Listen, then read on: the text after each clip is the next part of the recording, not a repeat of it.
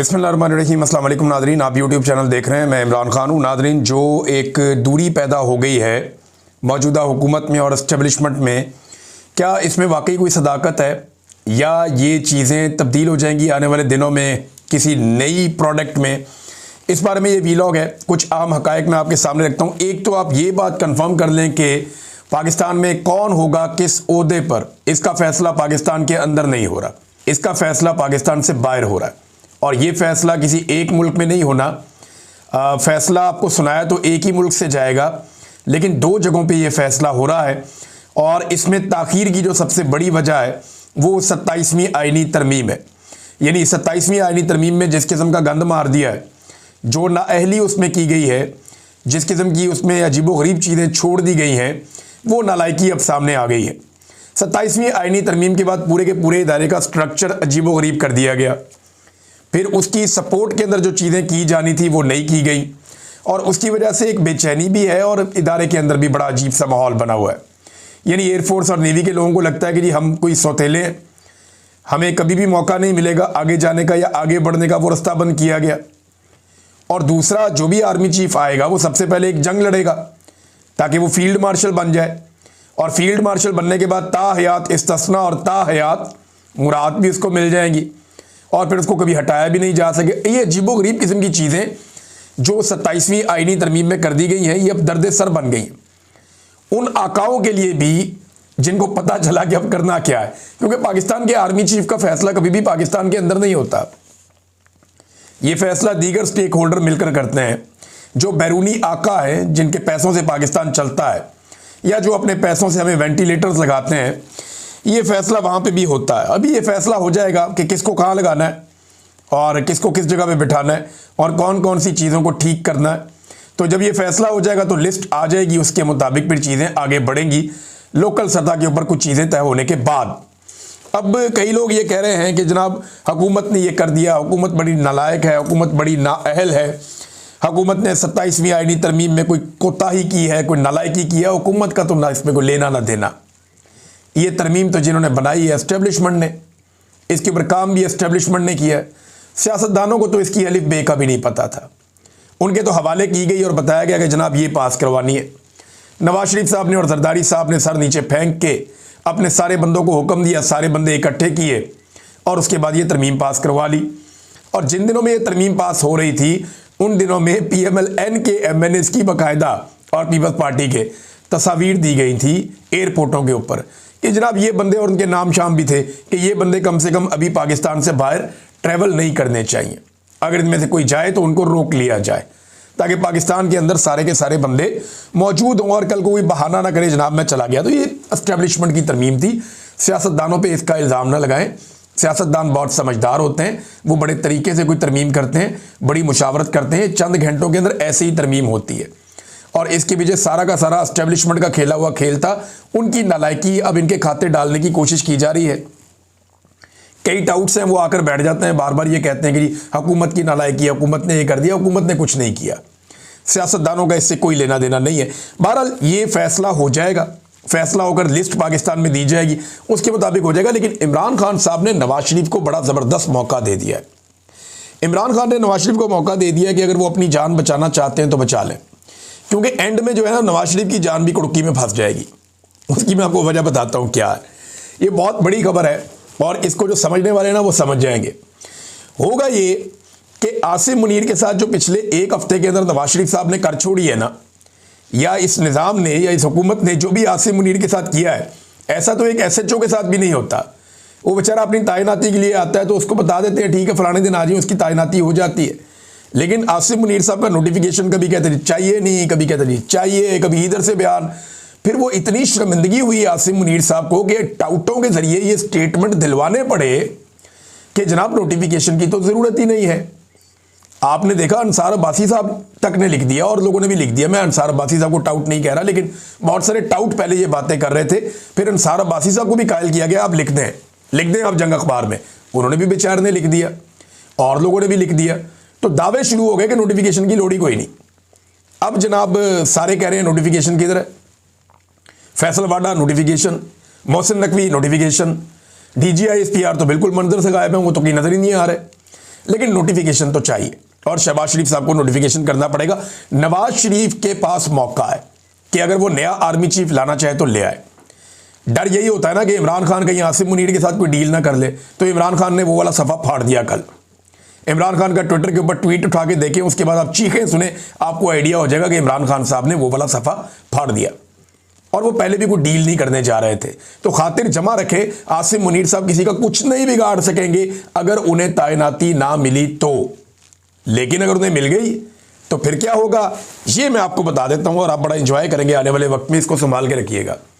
अगर आसिम मुनीर साहब को दोबारा से उनको ये मौका मिल जाता है, 5 साल और आए और आकर आप काम करें, तो वो एक बात को तो यकीनी बनाएंगे कि नवाज शरीफ कभी भी कंफर्टेबल पोजीशन में ना आए। यानी नवाज शरीफ कभी भी उस पोजीशन में ना आए जहां पे आके वो कंफर्टेबल हो जाए, जहां पे आके वो रिलैक्स हो जाए। क्योंकि नवाज शरीफ को पहली मरतबा रिलैक्स होना नसीब हुआ है जैसे ही उनके पास सादा अक्सरियत बनी है। साथ ही नवाज शरीफ साहब ने अपना रंग दिखा दिया। जैसे ही उनके भाई की हुकूमत महफूज हुई है, मियाँ साहब ने अपना रंग दिखा दिया। तो आसिम मुनीर साहब अब ये बात समझ के रहेंगे, जब तक रहेंगे, कि नवाज शरीफ को कंफर्टेबल नहीं होने देना। जब भी ये कंफर्टेबल होगा ये वापस मुझे जवाब देगा। ये आसिम मुनीर साहब को भी अब लगेगा। तो एक अजीबोगरीब तरीके से इनका मामला आगे बढ़ेगा और आसिम मुनीर साहब अब उतने ताकतवर रहेंगे नहीं। अगर उन्हें अगले 5 साल मिल जाते हैं तो याद रखिएगा कि पहले 3 साल के अंदर आसिम मुनीर साहब जो ताकत इंजॉय कर रहे थे, इतने सारे इख्तियारात लेने के बावजूद वो ताकत दोबारा आसिम मुनीर साहब इंजॉय नहीं कर पाएंगे। फैसल बाटा के जरिए से, कुछ सहाफ़ियों के जरिए से अब ये पैगाम भी पहुंचाया जा रहा है कि आइंदा इमरान खान साहब की कोई मुलाकात नहीं करवाई जाएगी और अगली मुलाकात लगभग 15 दिनों के बाद होगी। देखिए, इनको किसने बताया? क्या ये अदालत है? क्या ये जज हैं? क्या ये सुपरिटेंडेंट है?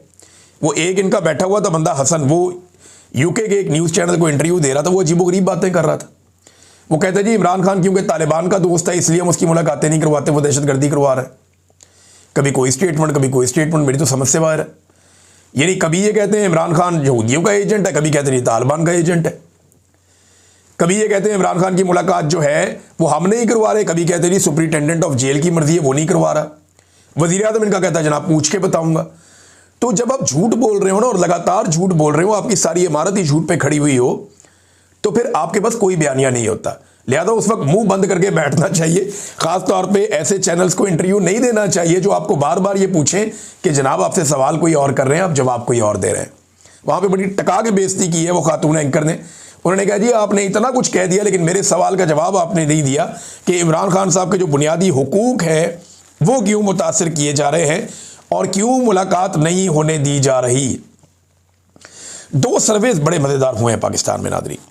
एक साबिर शाकिर साहब ने करवाया और एक करवाया रिजवान गलज़ई साहब ने। इन 2 सर्वेज के अंदर सवालात बड़े इंपॉर्टेंट थे। साबिर शाकिर साहब ने पूछा कि फील्ड मार्शल आसिम मुनीर को आना चाहिए या नया आर्मी चीफ आना चाहिए। तो बहुत लोगों ने उस पर वोट डाले और मैं हैरान हो गया कि 90% से ज़्यादा लोग ये कह रहे हैं कि नया आर्मी चीफ आना चाहिए। आसिम मुनीर साहब के साथ वो नहीं जाना चाहते। और रिजवान गलज़ई साहब ने एक सर्वे करवाया जो इससे भी ज़्यादा इंटरेस्टिंग है। उन्होंने कहा जी कि इस सूरत में कि मौजूदा हुकूमत की और एस्टेब्लिशमेंट की लड़ाई हो जाए, मिलिट्री एस्टेब्लिशमेंट की, तो आप किसके साथ खड़े होंगे? तो आपको फिर हैरत होगी कि ज़्यादा लोग ये कह रहे हैं कि वो हुकूमत के साथ खड़े हो जाएंगे। एस्टेब्लिशमेंट की ऐसी सत्यानाश मंजी ठुक गई है कि अवाम ये कह रही है कि जनाब हम खड़े हो जाएंगे जाके हुकूमत के साथ, हम एस्टेब्लिशमेंट के साथ नहीं खड़े होंगे।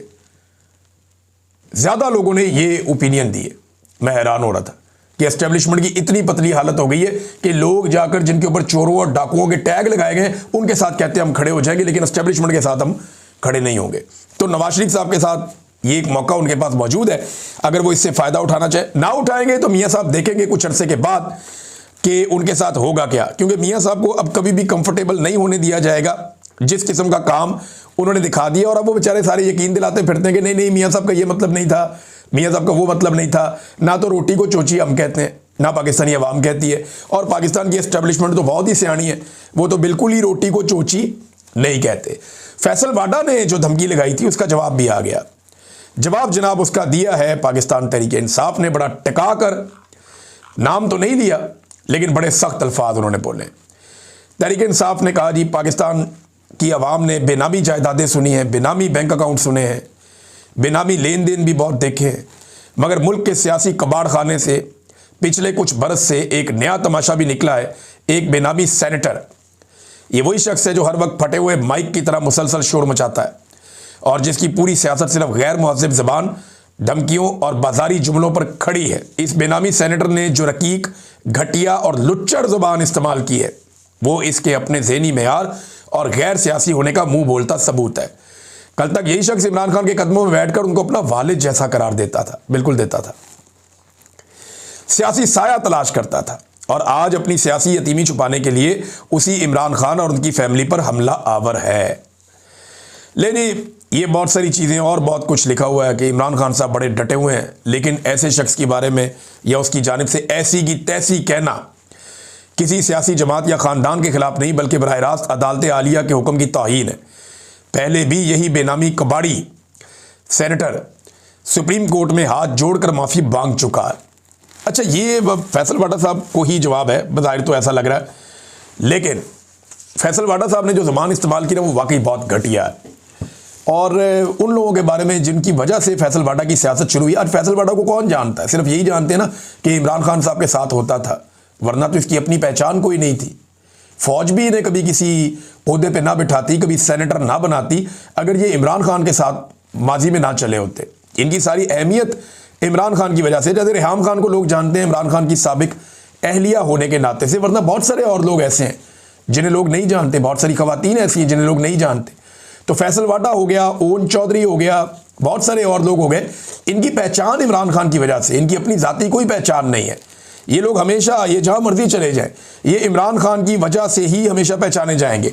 और इमरान खान के बारे में डिप्लोमेट मैगजीन है अमेरिका का, उसने एक बड़ा ज़बरदस्त आर्टिकल लिखा है। ये आर्टिकल बहुत इंपॉर्टेंट है कि क्या इमरान खान साहब को कत्ल किया जा सकता है।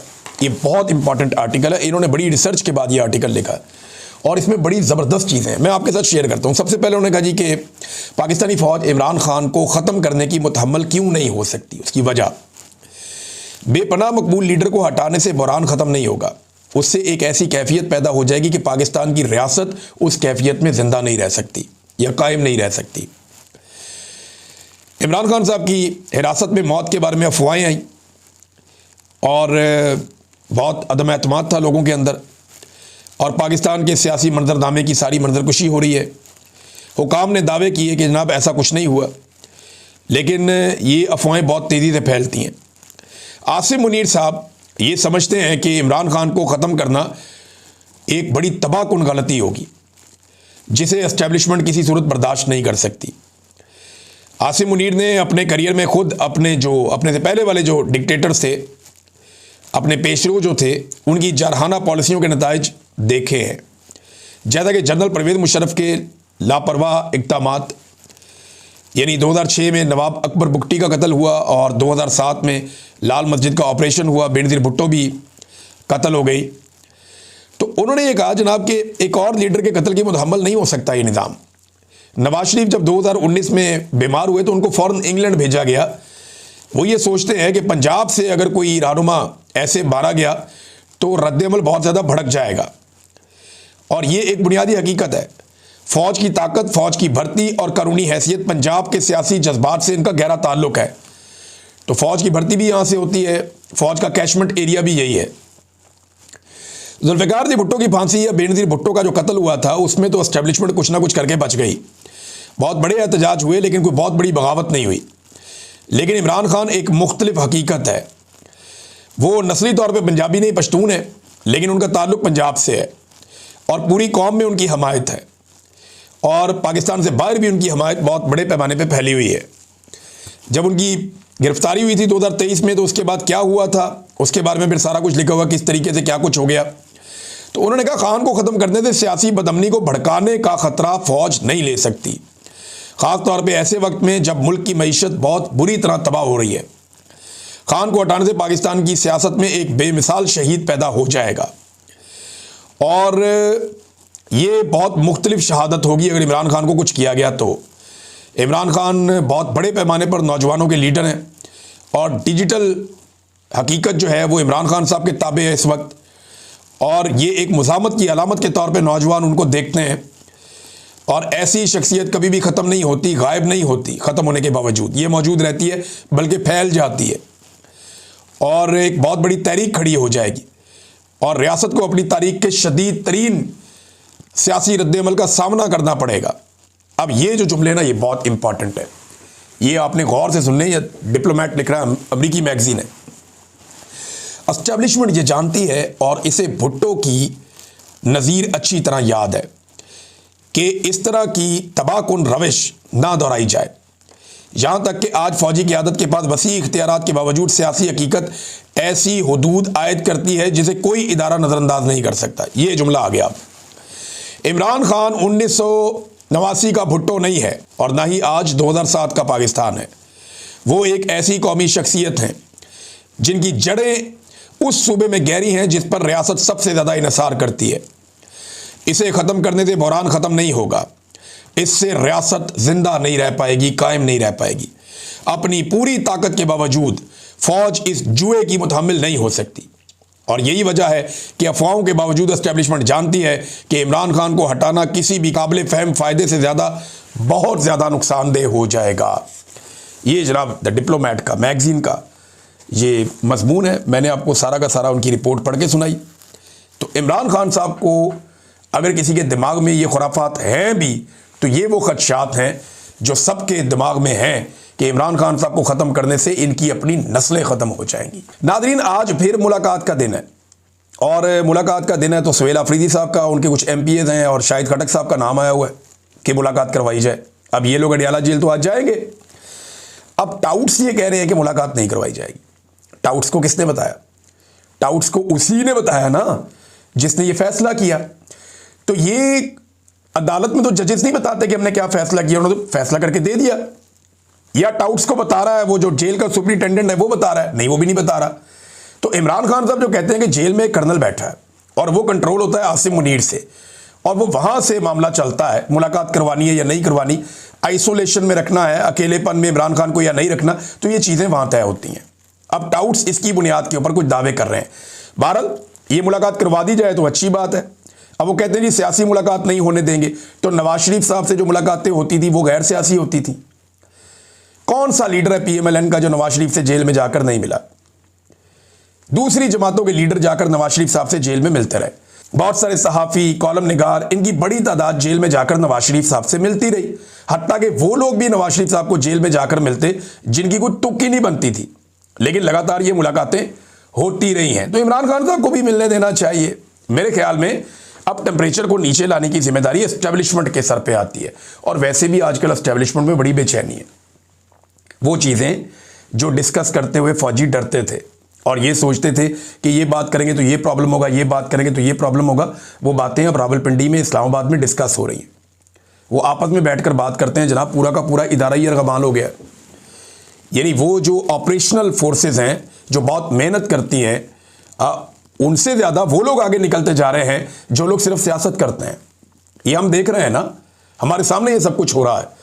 और जब किसी इदारे के अंदर ये लगातार होता है तो इसके ऊपर डिबेट भी होती है, इसके ऊपर बातचीत भी होती है, क्योंकि इदारा तो हमारा है।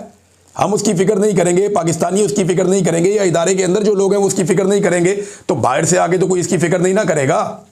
बाहर वालों को तो अपनी मर्जी, अपना फ़ायदा देखना है, पाकिस्तानियों ने अपना फ़ायदा देखना है। एक और बड़ी खबर है नादरीन, ये जो लोग मारंग बलोच को गद्दार करार देते रहते हैं, ये उनके लिए खबर है। खबर ये है कि मारंग बलोच को दहशतगर्दी के मुकदमे में बरी कर दिया गया है और रियासत बलोच आवाज़ों के खिलाफ बदनीयती से कार्रवाई करती है। ये कराची में इंसदाद दहशतगर्दी की अदालत है और इसमें मारंग बलोच के ऊपर मुकदमा दर्ज किया गया था 11 अक्टूबर को कि जनाब ये कोई दहशतगर्द हैं। लेकिन 11 अक्टूबर को दर्ज किया गया था। कराची की इंसदाद दहशतगर्दी की अदालत नंबर 5 के जज अयाज मुस्तफ़ा जोकियो ने बरीयत का तफसीली फैसला जारी कर दिया। FIR में इल्ज़ाम लगाया गया था कि मारंग बलोच मुख्तलिफ दहशतगर्द तंजीमों से वाबस्ता है, उनकी सरगर्मियों को फ़रोग देती हैं, नौजवानों को गुमराह करती हैं, रियासत के खिलाफ दुश्मनी को बढ़ावा देती हैं और कौमी मफाद के खिलाफ काम करती हैं। अब अदालत के अंदर तो साबित कर नहीं पाए। रोज़ाना बैठ के DGI SPR कहते हैं ये भी बगावत, ये भी गद्दार, ये भी बागी, ये भी गद्दार, ये दहशतगर्द। रोज़ाना बैठ के बता देते हैं, कभी DGI SPR बता देते हैं, कभी कोई और टाउट आकर बता देता है, कभी कोई दरबारी आकर बता देता है। अब इन सारे लोगों को माफ़ी नहीं मांगनी चाहिए मारंग बलोच से, उन्हें आज़ाद करके कि जनाब आपके ऊपर तो हम अदालत में साबित ही नहीं कर पाए कि आप दहशतगर्द हैं। भाई अगर आप अपने मुंह से किसी को दहशतगर्द कहते हैं तो जाए जाके अदालत में साबित करें, क्योंकि आपके ऊपर तो हम पीका का पर्चा भी नहीं करवा सकते। ये जो पीका का एक्ट आप बना लिया आपने, या जो आगे आप करने जा रहे हैं, ये तो आपने बेचारे अपने मुखालिफिन के लिए बनाया हुआ है। आप जिसको मर्जी गद्दार कहें, जिसको मर्जी बागी कहें, जिसको मर्जी दहशतगर्द कहें, आप जिस पे मर्जी झूठे पर्चे करवाएं, झूठे इल्जामात लगाएं, झूठे तमगे आप लोगों को पहनाएं, और उसके बाद आपके ऊपर एक कार्रवाई भी नहीं हो सकती, एक भी पीका का मुकदमा आपके ऊपर दर्ज नहीं हो सकता। तो कम से कम इखलाकी तौर पे जाके मार्क बलूच से माफ़ी मांगे। नाज़रीन, पंजाब के अंदर एक बड़ी अजीबोगरीब चीज़ देखने में आ रही है और ये बड़ी खौफनाक है। लगातार 48 घंटे के अंदर 41 से ज़ायद मुबैना मंशियात फरोश पुलिस मुकाबले में हलाक हो गए। देखिए, ये बड़े तेज़ी से पुलिस कत्लेआम कर रही है, मावरा अदालत कत्ल हो रहे हैं। 41 बंदे मार दिए 2 दिन के अंदर अंदर।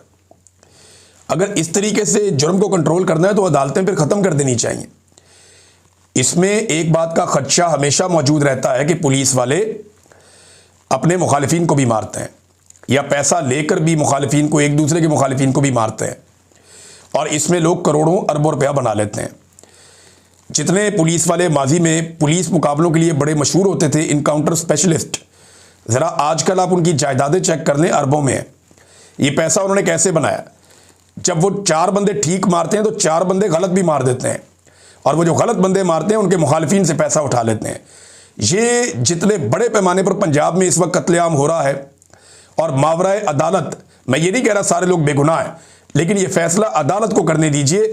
ये खेल अगर आप खेलते जाएंगे तो याद रखिए इसका रद्द-ए-अमल आएगा, और ये पाकिस्तान में लॉ एंड ऑर्डर की सिचुएशन को मजीद खराब करेगा। नादरीन, अब तक के लिए इतना ही। अपना ख्याल रखिएगा, अपने इस चैनल का भी। अल्लाह हाफिज़।